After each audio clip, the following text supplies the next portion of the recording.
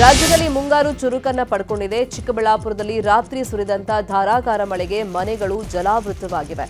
ಗೌರಿಬಿದನೂರು ತಾಲೂಕಿನ ಸಿಂಗಾನಹಳ್ಳಿ ಗ್ರಾಮದಲ್ಲಿ ಮನೆಗಳಿಗೆ ಚರಂಡಿ ನೀರು ನುಗ್ಗಿ ಅವಾಂತರ ಉಂಟಾಗಿದೆ. ಚರಂಡಿ ಅವ್ಯವಸ್ಥೆಯಿಂದ ಈ ರೀತಿಯಾಗಿದೆ ಅಂತ ಹೇಳಿ ಅಧಿಕಾರಿಗಳ ವಿರುದ್ಧ ಜನ ಆಕ್ರೋಶವನ್ನ ವ್ಯಕ್ತಪಡಿಸಿದ್ದಾರೆ. ಚಿಕ್ಕಬಳ್ಳಾಪುರ ಜಿಲ್ಲೆಯಲ್ಲಿ ಉತ್ತರ ಪಿನಾಕಿನಿ ನದಿ ಉಕ್ಕಿ ಹರಿತಾ ಇದೆ. ಗೌರಿಬಿದನೂರು ಭಾಗದಲ್ಲಿ ನಿನ್ನೆ ಸುರಿದಂತ ಧಾರಾಕಾರ ಮಳೆಯಿಂದ ಉತ್ತರ ಪಿನಾಕಿನಿ ನದಿಯಲ್ಲಿ ನೀರು ಹರಿತಾ ಇತ್ತು. ರೈತರ ಮುಖದಲ್ಲಿ ಸಂತಸ ತಂದಿದೆ. ಇತ್ತೀಚೆಗೆ ಮಳೆ ಇಲ್ಲದೆ ನದಿ ಬತ್ತಿ ಹೋಗಿತ್ತು. ಈಗ ಮಳೆ ಬಂದಂತ ಹಿನ್ನೆಲೆಯಲ್ಲಿ ನದಿಯಲ್ಲಿ ನೀರು ಹರಿತಾ ಇದೆ. ಬಳ್ಳಾರಿ ನಗರದಲ್ಲಿ ರಾತ್ರಿ ಗುಡುಗು ಸಹಿತ ಭಾರೀ ಮಳೆ ಸುರಿದಿದೆ. ಪರಿಣಾಮ ನಗರದ ಪ್ರಮುಖ ರಸ್ತೆಗಳು ಜಲಾವೃತಗೊಂಡು ವಾಹನ ಸವಾರರು ಮತ್ತು ಸಾರ್ವಜನಿಕರು ಪರದಾಡುವಂತಾಯಿತು. ತಗ್ಗು ಪ್ರದೇಶಗಳಲ್ಲಿನ ಮನೆಗಳು ಹಾಗೂ ಅಂಗಡಿ ಮುಂಗಟ್ಟುಗಳಿಗೆ ಮಳೆ ನೀರು ನುಗ್ಗಿ ನಿವಾಸಿಗಳು ಪರದಾಡಿದ್ದಾರೆ. ಬೆಂಗಳೂರಿನಲ್ಲಿ ಮಳೆಯಿಂದ ಸಾಲು ಸಾಲು ಅವಾಂತರಗಳೇ ಸೃಷ್ಟಿಯಾಗಿದೆ. ಗಾಳಿ ಮಳೆ ಆರ್ಭಟಕ್ಕೆ ಸದಾಶಿವನಗರದಲ್ಲಿ ಮರ ಉರುಳಿ ಬಿದ್ದಿರುವಂಥದ್ದು. ಸಿಎಂ ಡಿಕೆ ಶಿವಕುಮಾರ್ ಅವರ ಮನೆ ಹಿಂಭಾಗದ ರಸ್ತೆಯಲ್ಲಿ ಬುಡ ಸಮೇತ ಮರ ಉರುಳಿ ಬಿದ್ದಿದೆ. ಮುಂಗಾರು ಮಳೆ ಕೈಕೊಟ್ಟ ಹಿನ್ನೆಲೆಯಲ್ಲಿ ಮಂಡ್ಯ ಜಿಲ್ಲೆಯಲ್ಲಿ ಬಿತ್ತನೆ ಕಾರ್ಯ ಕುಂಠಿತವಾಗಿದೆ. ಈ ಬಾರಿ ಪೂರ್ವ ಮುಂಗಾರಿನಲ್ಲಿ 19,395 ಹೆಕ್ಟೇರ್ ಬಿತ್ತನೆ ಗುರಿಯನ್ನು ಹೊಂದಲಾಗಿತ್ತು. ಆದರೆ ಮಳೆ ಪ್ರಮಾಣ ಕುಸಿತದಿಂದ ಜಿಲ್ಲೆಯಲ್ಲಿ ಈವರೆಗೂ 31.8% ಮಾತ್ರ ಬಿತ್ತನೆ ಕಾರ್ಯ ಮಾಡಲಾಗಿದೆ. ಸದ್ಯ ಮಳೆಗಾಗಿ ಜಿಲ್ಲೆಯ ರೈತರು ಕಾದು ಕುಳಿತಿದ್ದಾರೆ. ರಾಜ್ಯದಲ್ಲೇ ಮೊದಲು ತುಂಬುವಂತ ಕಬಿನಿ ಡ್ಯಾಂ ಖಾಲಿಯಾಗಿದೆ. ಮೈಸೂರು ಜಿಲ್ಲೆ ಎಚ್.ಡಿ. ಕೋಟೆ ತಾಲೂಕಿನ ಬೀಚನಹಳ್ಳಿ ಗ್ರಾಮದಲ್ಲಿರುವಂತಹ ಕಬಿನಿ ಡ್ಯಾಂನಲ್ಲಿ ನೀರಿನ ಮಟ್ಟ ಕುಸಿದಿದೆ. ಮಳೆ ಕೊರತೆಯಿಂದ ನೀರಿನ ಮಟ್ಟ ಕುಸಿತವಾಗಿದೆ. ಕಬಿನಿ ಹಿನ್ನೀರಿನಲ್ಲಿ ದೇವಸ್ಥಾನದ ಕುರುಹುಗಳು ಪತ್ತೆಯಾಗಿವೆ. ಬಸವಣ್ಣ, ಲಿಂಗ, ವಿನಾಯಕ, ಮಾಸಿದ ಶಾಸನ ಪತ್ತೆಯಾಗಿವೆ. ಗೊಬ್ಬರ ವಿಚಾರಕ್ಕೆ ಸಂಬಂಧಪಟ್ಟಂತೆ ರೈತರ ಸಂಕಷ್ಟದ ಕುರಿತಾದ ಸುದ್ದಿ. ಗೊಬ್ಬರ ಸಿಗದೆ ರಾಜ್ಯದಲ್ಲಿ ಅನ್ನದಾತರು ಸಂಕಷ್ಟಕ್ಕೆ ಸಿಕ್ಕಾಕೊಂಡಿದ್ದಾರೆ. ಬೀದರ್ನ ಅಣದೂರಿನಲ್ಲಿ ರಸಗೊಬ್ಬರ ಕೊರತೆ ಉಂಟಾಗಿದ್ದು ಊಟ ತಿಂಡಿ ಬಿಟ್ಟು ಗೊಬ್ಬರಕ್ಕಾಗಿ ರೈತ ಕ್ಯೂನಲ್ಲಿ ನಿಂತಿದ್ದಾನೆ. ಕೇವಲ 200 ಬ್ಯಾಗ್ ಡಿಎಪಿ ಮಾತ್ರ ಕೃಷಿ ಇಲಾಖೆ ಪೂರೈಸಿದೆ. ಯೂರಿಯಾ 1 ಬ್ಯಾಗ್ ಕೂಡ ಪೂರೈಕೆ ಆಗಿಲ್ಲ. ಬಿತ್ತನೆಗೆ ಗೊಬ್ಬರ ಇಲ್ಲದೆ ರೈತರು ಸಂಕಷ್ಟಕ್ಕೆ ಸಿಕ್ಕಾಕೊಂಡಿದ್ದಾರೆ. ರಾಯಚೂರಲ್ಲೂ ರೈತರಿಗೆ ಗೊಬ್ಬರ ಸಿಗ್ತಾ ಇಲ್ಲ. ಬಿತ್ತನೆ ಸಮಯದಲ್ಲೇ ರಸಗೊಬ್ಬರ ಸಿಗದೆ ರೈತರು ಪರದಾಟವನ್ನ ಪಡ್ತಾ ಇದ್ದಾರೆ. ಅಧಿಕಾರಿಗಳ ನಿರ್ಲಕ್ಷ್ಯದಿಂದ ರಸಗೊಬ್ಬರದ ಕೊರತೆ ಉಂಟಾಗಿದೆ. ತ್ವರಿತಗತಿಯಲ್ಲಿ ರಸಗೊಬ್ಬರ ಪೂರೈಕೆ ಮಾಡುವಂತೆ ಅನ್ನದಾತರು ಆಗ್ರಹವನ್ನ ಮಾಡಿದ್ದಾರೆ. ರಾಯಚೂರಿಗೆ 1.24 ಲಕ್ಷ ಟನ್ ಗೊಬ್ಬರದ ಅಗತ್ಯತೆ ಇದೆ. ಆದರೆ ಈವರೆಗೆ ಜಿಲ್ಲೆಗೆ 69,773 ಟನ್ ರಸಗೊಬ್ಬರ ಮಾತ್ರ ಪೂರೈಕೆ ಆಗಿದೆ. ರಾಜ್ಯದಾದ್ಯಂತ ರಸಗೊಬ್ಬರದ ಅಭಾವ ಹಿನ್ನೆಲೆಯಲ್ಲಿ ರಾಜ್ಯ ಸರ್ಕಾರ ಎಚ್ಚೆತ್ತಿದೆ. ರಸಗೊಬ್ಬರ ಪೂರೈಕೆ ಸಂಬಂಧ ಇಂದು ಸಿಎಂ ಡಿಕೆ ಶಿವಕುಮಾರ್ ಸಭೆ ನಡೆಸಲಿದ್ದಾರೆ. ವಿಧಾನಸೌಧದಲ್ಲಿ ಅಧಿಕಾರಿಗಳ ಜೊತೆ ಸಭೆಯನ್ನು ಮಾಡಲಿದ್ದಾರೆ. ಕೃಷಿ ಚಟುವಟಿಕೆಗೆ ಬೀಜ ಪೂರೈಕೆ ಹಾಗೂ ರಸಗೊಬ್ಬರ ಪೂರೈಕೆ ಸಂಬಂಧ ಅಗತ್ಯ ಕ್ರಮ ಕೈಗೊಳ್ಳಲಿಕ್ಕೆ ಅಧಿಕಾರಿಗಳಿಗೆ ಸಿಎಂ ಸೂಚನೆ ಕೊಡಲಿದ್ದಾರೆ.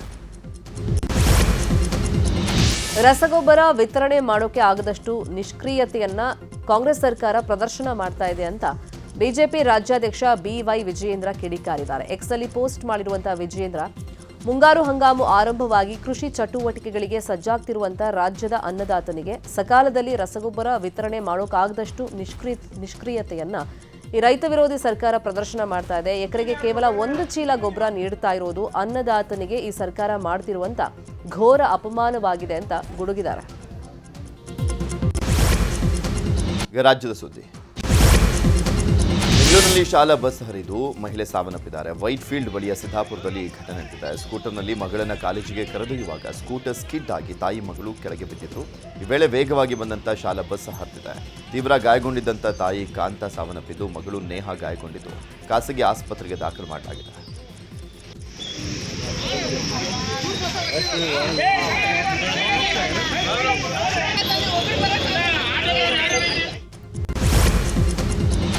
ಬೈಕ್ ಅಪಘಾತದಲ್ಲಿ ಇಬ್ಬರು ನರ್ಸಿಂಗ್ ವಿದ್ಯಾರ್ಥಿಗಳು ಸಾವನ್ನಪ್ಪಿದ್ದಾರೆ. ಬೆಂಗಳೂರಿನ ಕೆಂಗೇರಿಯ ಆರ್ಆರ್ ಡೆಂಟಲ್ ಕಾಲೇಜ್ ಬಳಿಯಲ್ಲಿ ಘಟನೆ ನಡೆದಿದೆ. ಅತುಲ್ ಹಾಗೂ ಗೌರಿಶಂಕರ್ ಮೃತ ವಿದ್ಯಾರ್ಥಿಗಳು ಮೈಸೂರು ಕಡೆಯಿಂದ ಬೆಂಗಳೂರಿಗೆ ಬೈಕ್ನಲ್ಲಿ ಬರ್ತಾ ಇದ್ದಾಗ ರಸ್ತೆ ಡಿವೈಡರ್ಗೆ ಗುದ್ದಿದ್ದಾರೆ. ಪರಿಣಾಮ ಗಂಭೀರವಾಗಿ ಗಾಯಗೊಂಡು ಇಬ್ಬರು ದುರ್ಮರಣ ಹೊಂದಿದ್ದಾರೆ. ಮಾಜಿ ಡಾನ್ ಮುತ್ತಪ್ಪ ರೈ ಪುತ್ರ ರಿಕಿ ರೈ ಒಡೆತನದ ಲ್ಯಾಂಬೋರ್ಗಿನಿ ಕಾರ್ ಮತ್ತೆ ಸದ್ದು ಮಾಡಿದೆ. ಬೆಂಗಳೂರಿನ ಏರ್ಪೋರ್ಟ್ ರಸ್ತೆಯಲ್ಲಿ ಅತಿ ವೇಗ ಹಾಗೂ ಕರ್ಕಶ ಶಬ್ದದೊಂದಿಗೆ ಪುಂಡಾಟಿಕೆ ನಡೆಸಿದೆ.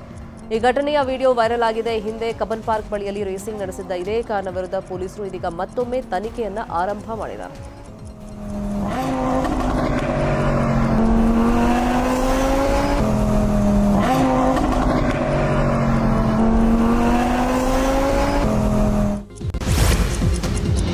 ರೈತರ ತೀವ್ರ ವಿರೋಧ ಹಾಗೂ ವಿವಾದದ ನಡುವೆ ಬಿಡದಿ ಟೌನ್ಶಿಪ್ ಯೋಜನೆಯ ಭೂಸ್ವಾಧೀನಕ್ಕೆ ರಾಜ್ಯ ಸರ್ಕಾರ ಅಂತಿಮ ಅಧಿಸೂಚನೆ ಹೊರಡಿಸಿದೆ.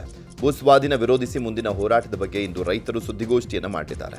ರಾಮನಗರ ಎಪಿಎಂಸಿ ಮಾರ್ಕೆಟ್ನ ರೈತ ಭವನದಲ್ಲಿ ಕೆಲವೇ ಕ್ಷಣಗಳಲ್ಲಿ ಸುದ್ದಿಗೋಷ್ಠಿ ಪ್ರಾರಂಭ ಆಗಲಿದೆ.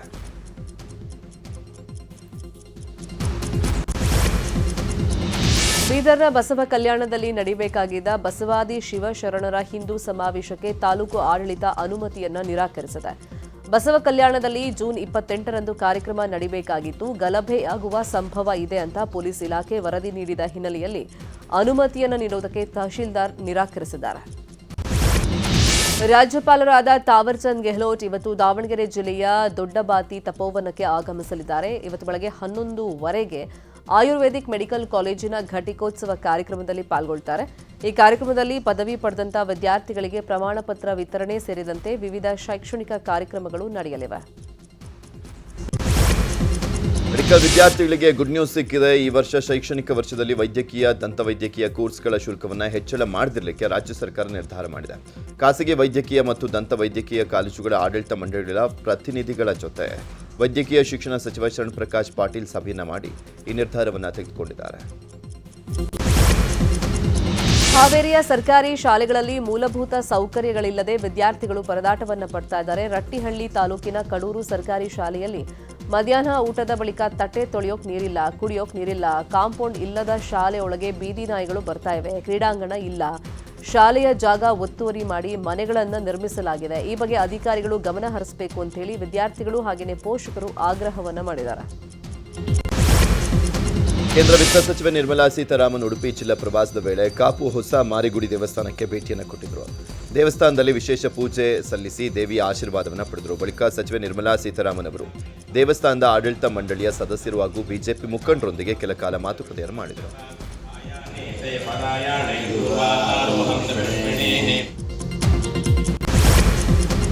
ಹಾವೇರಿ ತಾಲೂಕಿನ ಹಂದಿಗನೂರು ಗ್ರಾಮದಲ್ಲಿ ಪೊಲೀಸ್ ಇಲಾಖೆ ವತಿಯಿಂದ ಗ್ರಾಮ ಸ್ವಚ್ಛತಾ ಕಾರ್ಯಕ್ರಮವನ್ನು ಹಮ್ಮಿಕೊಳ್ಳಲಾಗಿದೆ. ಹಾವೇರಿ ಗ್ರಾಮೀಣ ಪೊಲೀಸ್ ಠಾಣೆಯ ಸಿಪಿಐ ಸಿದ್ದಾರೂಢ ಬಡಿಗೇರ್ ಹಾಗೂ ಗುತ್ತಲ ಪೊಲೀಸ್ ಠಾಣೆಯ ಪಿಎಸ್ಐ ಪರಶುರಾಮ್ ಲಮಾಣಿ ನೇತೃತ್ವದಲ್ಲಿ ಪೊಲೀಸ್ ಸಿಬ್ಬಂದಿ ಗ್ರಾಮ ವಾಸ್ತವ್ಯವನ್ನು ಹೂಡಿದರು. ಮುಂಜಾನೆ ಗ್ರಾಮ ಸ್ವಚ್ಛತಾ ಕಾರ್ಯಕ್ರಮವನ್ನು ಆಯೋಜನೆ ಮಾಡಲಾಗಿತ್ತು. ಆರೋಗ್ಯ ಮತ್ತು ದೈಹಿಕ ಫಿಟ್ನೆಸ್ ಬಗ್ಗೆ ಜಾಗೃತಿ ಮೂಡಿಸಲಿಕ್ಕೆ ಮೈಸೂರಲ್ಲಿ ಇದೇ ಜೂನ್ 28ರಂದು ನ್ಯೂಸ್ 18 ವತಿಯಿಂದ ನಮ್ಮ ರನ್ ಮ್ಯಾರಥಾನ್ ಆಯೋಜನೆ ಮಾಡಲಾಗಿದೆ. ಮಕ್ಕಳಿಗಾಗಿ 1 ಕಿಲೋಮೀಟರ್ ಹಾಗೂ 2 ಕಿಲೋಮೀಟರ್ ನಿಗದಿಪಡಿಸಲಾಗಿದೆ. 3, 5, 10 ಕಿಲೋಮೀಟರ್ ಓಟಕ್ಕೆ ಯಾವುದೇ ಸಮಯ ಮಿತಿ ಇಲ್ಲ. 5 ಮತ್ತು 10 ಕಿಲೋಮೀಟರ್ ಓಟಕ್ಕೆ ನಿಗದಿತ ಟೈಮ್ ಫಿಕ್ಸ್ ಮಾಡಲಾಗಿದೆ. ವಿಜೇತರಾದ ಸ್ಪರ್ಧೆಗೆ 1 ಲಕ್ಷ ಬಹುಮಾನ ನೀಡಲಾಗುತ್ತೆ. ಸ್ಕ್ರೀನ್ ಮೇಲೆ ಕಾಣ್ತಾ ಇರುವಂತಹ QR ಕೋಡ್ ಅನ್ನು ಸ್ಕ್ಯಾನ್ ಮಾಡಿ ಆಸಕ್ತರು ನೋಂದಣಿ ಮಾಡಿಸಿಕೊಳ್ಳಬಹುದು.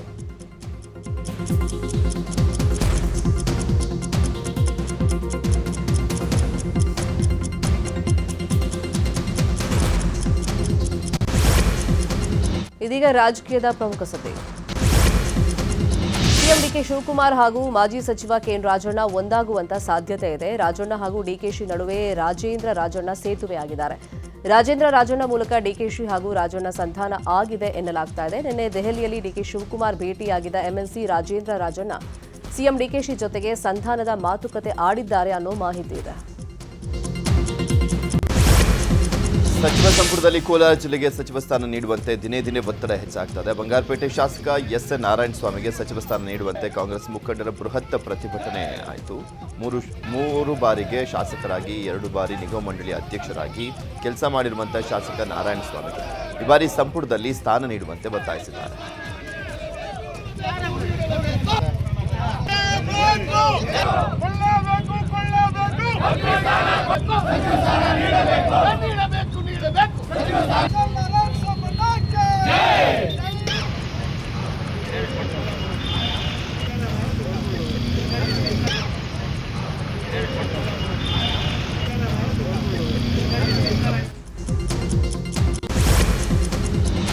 ಚಿತ್ರದುರ್ಗದ ಮೊಳಕಾಲ್ಮೂರು ಶಾಸಕ ಎನ್ವೈ ಗೋಪಾಲಕೃಷ್ಣ ಮಂತ್ರಿಗಿರಿಗೆ ಲಾಬಿಯನ್ನ ಮಾಡ್ತಾ ಇದ್ದಾರೆ. ಬೆಂಬಲಿಗರ ಸಭೆ ಮೂಲಕ ಗೋಪಾಲಕೃಷ್ಣ ಶಕ್ತಿ ಪ್ರದರ್ಶನಕ್ಕೆ ಮುಂದಾಗಿದ್ದಾರೆ.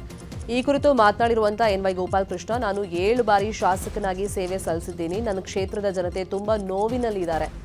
ನನ್ನ ಕ್ಷೇತ್ರದ ಜನರಿಗಾಗಿ ನಾನು ಮಂತ್ರಿ ಆಗಬೇಕು ಅಂತ ಹೇಳ್ಕೊಂಡಿದ್ದಾರೆ.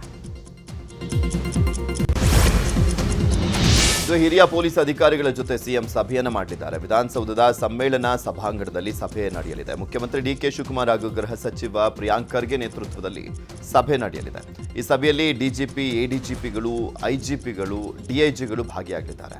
ರಾಜ್ಯದ ಕಾನೂನು ಸುವ್ಯವಸ್ಥೆ, ಮಾದಕ ವಸ್ತು ನಿಯಂತ್ರಣ, ಸೈಬರ್ ಕ್ರೈಮ್, ಬೆಂಗಳೂರು ಸಂಚಾರ ವ್ಯವಸ್ಥೆ ಬಗ್ಗೆ ಚರ್ಚೆ ನಡೆಯಲಿದೆ. ಹಾಸನದಲ್ಲಿ ಆರೋಗ್ಯ ಸಚಿವ ಯುಟಿ ಖಾದರ್ ಮಧ್ಯರಾತ್ರಿವರೆಗೂ ಪ್ರಗತಿ ಪರಿಶೀಲನಾ ಸಭೆಯನ್ನು ನಡೆಸಿದ್ದಾರೆ. ಸಕಲೇಶಪುರ ತಾಲೂಕು ಆಸ್ಪತ್ರೆಯಲ್ಲಿ ರಾತ್ರಿ 11:15ರಿಂದ ಸಭೆ ಆರಂಭಿಸಿ ಮಧ್ಯರಾತ್ರಿ 2 ಗಂಟೆವರೆಗೂ ಸಭೆಯನ್ನು ನಡೆಸಿದ್ದಾರೆ ಸಚಿವರು. ವೈದ್ಯರು ಹಾಗೂ ಸಿಬ್ಬಂದಿಗಳ ಕೊರತೆ, ಸಾರ್ವಜನಿಕರಿಗೆ ಉತ್ತಮವಾದ ಸೇವೆ ಸಂಬಂಧ ಸಭೆಯಲ್ಲಿ ಚರ್ಚೆ ಮಾಡಿದರು. ಅನ್ನಭಾಗ್ಯ ಪಡಿತರ ಅಕ್ರಮದ ಬಗ್ಗೆ ಬಿಜೆಪಿ ರಾಜ್ಯಾಧ್ಯಕ್ಷ ಬಿವೈ ವಿಜಯೇಂದ್ರ ಕಿಡಿಕಾರಿದ್ದಾರೆ. ಅನ್ನಭಾಗ್ಯ ಯೋಜನೆ ಲೂಟಿಕೋರರು ಹಾಗೂ ಕಾಳಸಂತೆಕೋರರ ಪಾಲಿನ ಭಾಗ್ಯವಾಗಿ ಬದಲಾಗಿದೆಯಾ? ಬೆಂಗಳೂರಿನ ವಿವಿಧ ಆಹಾರ ನಿಗಮದ ಗೋದಾಮುಗಳ ಮೇಲೆ ಲೋಕಾಯುಕ್ತರು ನಡೆಸಿದಂಥ ಜಂಟಿ ದಾಳಿಯ ವೇಳೆ 100 ಕ್ವಿಂಟಲ್ ಪಡಿತರ ಖಾಸಗಿಯವರಿಗೆ ಮಾರಾಟ ಮಾಡ್ತಾ ಇದ್ದಂಥ ದಂಧೆ ಬಯಲಾಗಿದೆ. ಬಡವರ ಪಾಲಿನ ಅನ್ನವನ್ನ ದೋಚುವವರನ್ನ ತಕ್ಷಣವೇ ಬಂಧಿಸಿ ಕಠಿಣ ಕಾನೂನು ಕ್ರಮ ಕೈಗೊಳ್ಳಬೇಕು ಅಂತ ಆಗ್ರಹಿಸಿದರು. ಸಾಮಾಜಿಕ ಜಾಲತಾಣಗಳಲ್ಲಿ ಸಚಿವ ಸತೀಶ್ ಜಾರಕಿಹೊಳಿ ವಿರುದ್ಧ ಅಪಪ್ರಚಾರ ಮಾಡ್ತಿರುವಂತಹ ಕಿಡಿಗೇಡಿಗಳನ್ನು ಬಂಧಿಸಲು ಒತ್ತಾಯಿಸಲಾಗಿದೆ. ಕಿಡಿಗೇಡಿಗಳ ವಿರುದ್ಧ ಕ್ರಮಕ್ಕೆ ಕರ್ನಾಟಕ ರಾಜ್ಯ ನಾಯಕರ ಯುವ ವೇದಿಕೆ ವತಿಯಿಂದ ಇವತ್ತು ಮೈಸೂರಲ್ಲಿ ಪ್ರತಿಭಟನೆಯನ್ನ ಹಮ್ಮಿಕೊಳ್ಳಲಾಗಿದೆ. ಟೌನ್ ಹಾಲ್ ಮುಂದೆ ಪ್ರತಿಭಟನೆ ನಡೆಯಲಿದೆ.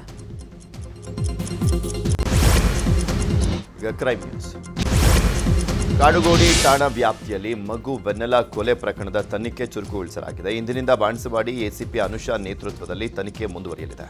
ಕಾಡುಗೋಡಿ ತನಿಖಾಧಿಕಾರಿಯಿಂದ ಎಸಿಪಿ ಅನುಷಾ ತನಿಖಾ ವರದಿ ಪಡೆದಿದ್ದು, ಕಾಡುಗೋಡಿ ಪೊಲೀಸ್ ಕಸ್ಟಡಿಯಿಂದ ಇವತ್ತು ತಮ್ಮ ಕಸ್ಟಡಿಗೆ ಪಡೆದು ತನಿಖೆಯನ್ನು ಮಾಡಲಿದ್ದಾರೆ. ಈ ಮೊದಲು ವಿಚಾರಣೆ ವೇಳೆ ವೆನ್ನೆಲಾನ್ನ ತಾನೇ ಹತ್ಯೆ ಮಾಡಿದ್ದಾಗಿ ಮೋಹನ್ ತಪ್ಪನ್ನು ಒಪ್ಪಿಕೊಂಡಿದ್ದಾರೆ. ಆದರೆ ಪ್ರಿಯಾಂಕಾ ವಿರುದ್ಧವಾಗಿ ಯಾವುದೇ ಹೇಳಿಕೆ ಕೊಡ್ತಿಲ್ಲ. ಮೈಸೂರಲ್ಲಿ ಮತ್ತೊಂದು ಹೋಟೆಲ್ ಕಿರಿಕ್ ನಡೆದಿದೆ. ವಿಜಯನಗರದ ಚಾಮುಂಡೇಶ್ವರಿ ದೊನ್ನೆ ಬಿರಿಯಾನಿ ಹೋಟೆಲ್ನಲ್ಲಿ ಘಟನೆ ಆಗಿರೋದು. ಚಿಕನ್ ತಂದೂರಿ ಜೊತೆಗೆ ಮಯೋನೀಸ್ ಹಾಕಿಲ್ಲ ಅಂತೇಳಿ ಸಿಬ್ಬಂದಿ ಜೊತೆ ಮತ್ತೊಂದು ಹೋಟೆಲ್ ಮಾಲೀಕ ಕಿರಿಕನ್ನು ತೆಗೆದು ಆವಾಜ್ ಹಾಕಿದ್ದಾನೆ. ತಂದೂರಿ ಪಾರ್ಸಲ್ ತಗೊಂಡು ಹೋಗಿ ಮಯೋನೀಸ್ ಇಲ್ಲ ಅಂತೇಳಿ ವಾಪಸ್ ಬಂದು ಶ್ರೀನಿವಾಸ್ ಎಂಬಾತ ಧಮಕಿಯನ್ನು ಹಾಕಿದ್ದಾನೆ. ಈ ಸಂಬಂಧ ವಿಜಯನಗರ ಪೊಲೀಸ್ ಠಾಣೆಯಲ್ಲಿ ಪ್ರಕರಣ ದಾಖಲಾಗಿದೆ. ಬೆಳಗಾವಿಯಲ್ಲಿ ಬಹುಕೋಟಿ ವಂಚನೆ ಪ್ರಕರಣದ ಸಂಬಂಧ ಆರೋಪಿ ಶಿವಾನಂದ ನೀಲಣ್ ಅವರಿಗೆ ಮಧ್ಯಂತರ ಜಾಮೀನು ಮಂಜೂರಾಗಿದೆ. ಬೆಂಗಳೂರು 92ನೇ ಸಿಟಿ ಸಿವಿಲ್ ಮತ್ತು ಸೆಷನ್ಸ್ ನ್ಯಾಯಾಲಯದಿಂದ ಜಾಮೀನು ಸಿಕ್ಕಿದ್ದು ಸೋಮವಾರ ರಿಲೀಸ್ ಆಗುವಂತ ಸಾಧ್ಯತೆ ಇದೆ. ಕೋಲಾರ ಜಿಲ್ಲೆ ಬಂಗಾರಪೇಟೆ ನಗರದಲ್ಲಿ ನಡೆದಿದ್ದ ಮನೆ ಕಳವು ಪ್ರಕರಣವನ್ನು ಪೊಲೀಸರು ಭೇದಿಸಿದ್ದಾರೆ. ಬಂಗಾರಪೇಟೆಯ ಬಾಬಾನಗರದಲ್ಲಿ ಮಾರ್ಚ್ 3ನೇ ತಾರೀಕು ಮಾಧವಿ ಅನ್ನೋರ ಮನೆಯ ಬಾಗಿಲನ್ನು ಒಡೆದು ಕಳ್ಳರು ಒಡವೆ, ನಗದು ದೋಚಿ ಪರಾರಿಯಾಗಿದ್ರು. ಪ್ರಕರಣ ದಾಖಲಿಸಿಕೊಂಡ ಪೊಲೀಸರು ನರೇಶ್ನನ್ನ ಬಂಧಿಸಿದ್ದು 8 ಲಕ್ಷ ಮೌಲ್ಯದ 80 ಗ್ರಾಂ ಚಿನ್ನಾಭರಣವನ್ನು ವಶಕ್ಕೆ ಪಡೆದಿದ್ದಾರೆ. ಶಿವಮೊಗ್ಗದ ಹರ್ಷ ಕೊಲೆ ಆರೋಪಿಗಳಿಂದ ಜೈಲಲ್ಲಿ ಪುಂಡಾಟ ನಡೆದಿದೆ. ಧಾರವಾಡ ಕೇಂದ್ರ ಕಾರಾಗೃಹದಲ್ಲಿರುವಂತಹ ಆರೋಪಿಗಳು ಜೈಲು ವಾರ್ಡನ್ ಮೇಲೆ ಹಲ್ಲೆಯನ್ನ ಮಾಡಿದ್ದಾರೆ. A1 ಮೊಹಮ್ಮದ್ ಖಾಸಿಫ್ ಹಾಗೆಯೇ A4 ರೆಹಾನ್ ಶರೀಫ್ರಿಂದ ಹಲ್ಲೆ ಆಗಿದೆ. ಹಲ್ಲೆಗೆ ಒಳಗಾಗಿರುವಂತಹ ಜೈಲು ವಾರ್ಡನ್ ಕಿರಣ್ ಘೋರ್ಪಡೆ ಆಸ್ಪತ್ರೆಗೆ ದಾಖಲಾಗಿದ್ದಾರೆ. ಚಾಮರಾಜನಗರ ಜಿಲ್ಲೆಯಲ್ಲಿ ಅಕ್ರಮವಾಗಿ ಕೇರಳಂ ರಾಜ್ಯದ ಲಾಟರಿ ಟಿಕೆಟ್ಗಳನ್ನು ಮಾರಾಟ ಮಾಡ್ತಾ ಇದ್ದಂಥ ಇಬ್ಬರನ್ನ ಪೊಲೀಸರು ಬಂಧಿಸಿದ್ದಾರೆ. ನಂಜುಂಡಸ್ವಾಮಿ ಹಾಗೂ ನಿಂಗಪ್ಪ ಬಂಧಿತರು. ಆರೋಪಿಗಳಿಂದ 38,000 ಮೌಲ್ಯದ 760 ಲಾಟರಿ ಟಿಕೆಟ್ಗಳನ್ನು ವಶಪಡಿಸಿಕೊಳ್ಳಲಾಗಿದೆ.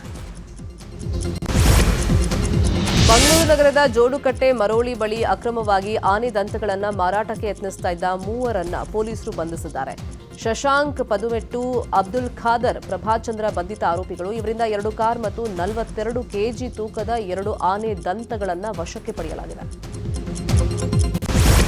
ಪುರಸಭೆ ನೇಮಕಾತಿ ಹಗರಣದಲ್ಲಿ ಪಶ್ಚಿಮ ಬಂಗಾಳದ ಟಿಎಂಸಿ ಶಾಸಕ ಹಾಗೂ ಮಾಜಿ ಸಚಿವ ಮದನ್ ಮಿತ್ರಾಗೆ ಇಡಿ ಶಾಕ್ ಅನ್ನು ಕೊಟ್ಟಿದೆ.